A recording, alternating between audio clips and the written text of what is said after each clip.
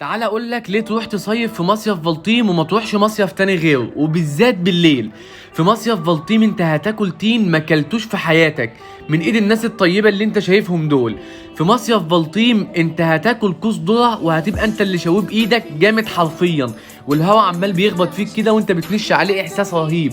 في مصيف بلطيم انت هتاكل اكلة سمك جامده موت. بالاضافه على كده الخدمه ممتازه وناس في كامل الاحترام، ناس بتضحك في وشك، واسعارهم تحفه تحفه تحفه. حرفيا انت هتاكل لما تتنفخ، يعني هتتنفخ ومش هتشبع. في مصيف بلطيم لو انت مشهور هتلاقي فانز كتير ليك جدا من كتر الزحمه بيتصوروا معاك. في مصيف بلطيم انت هتلعب سكيت وهتنبسط، وكمان لو ما بتعرفش تلعب سكيت زي كده هتروح ساحه متخصصه مليانه كباتن تعلمك سكيت وتخليك جامد قوي في السكيت زي ما انت شايف كده بالظبط. في مصيف بلطيم انت هتاكل غزل